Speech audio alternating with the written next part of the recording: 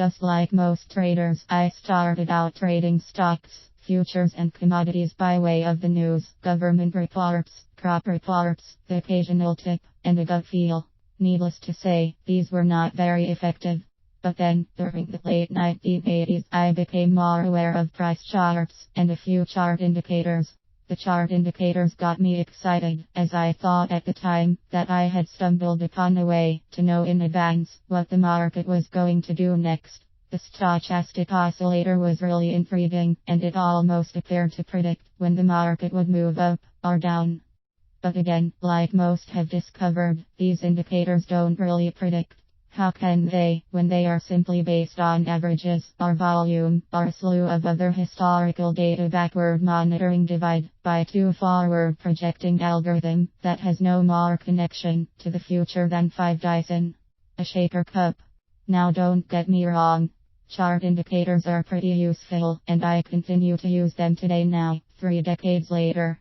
However, market forecasting is not what these indicators do best. They do, however, give us a lot of useful information that has its place, even among those of us who rely mostly on market forecasting methods.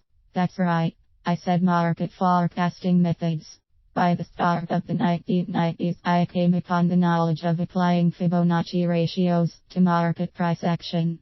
The idea seemed a bit strange to me back then, until I decided to give it a try on my favorite pork bellies market.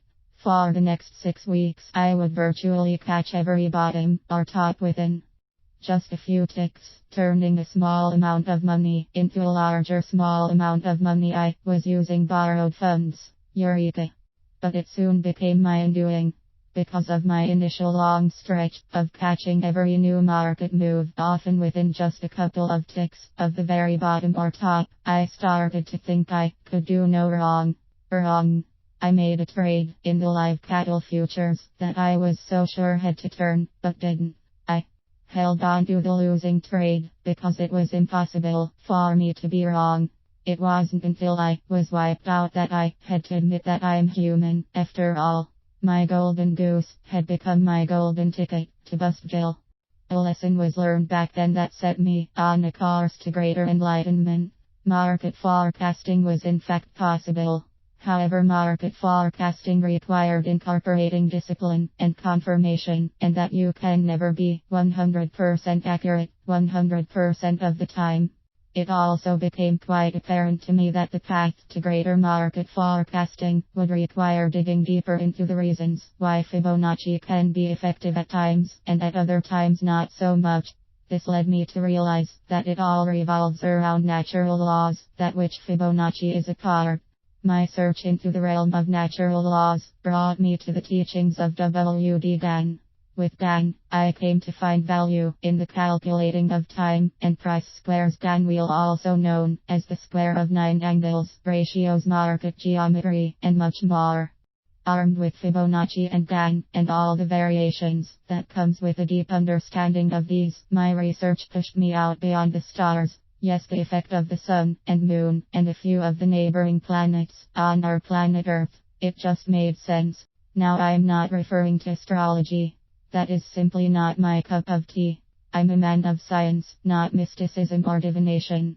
What I am referring to is astronomy and the gravitational and seasonal effects that come with planetary motion and interactive influences.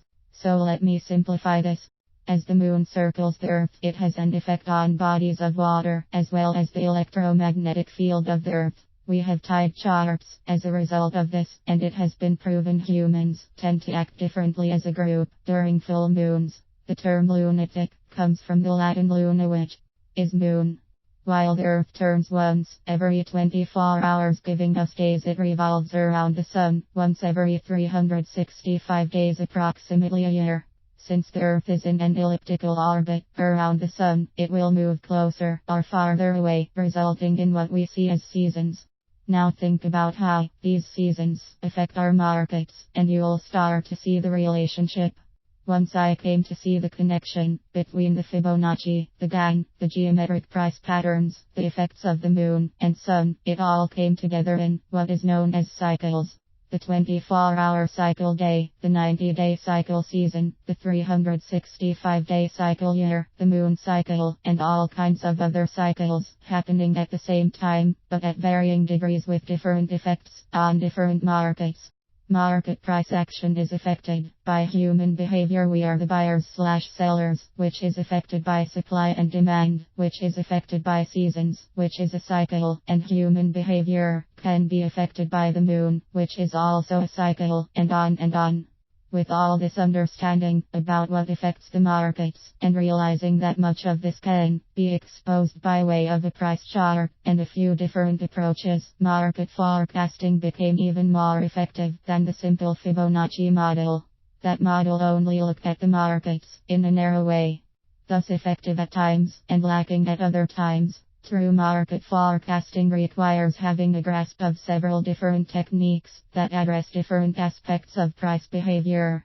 It is when the avid chart reader goes forth to learn about these influences to price action that the proclamation of market forecasting really works, becomes a foregone conclusion, and part of the daily chart reading ritual.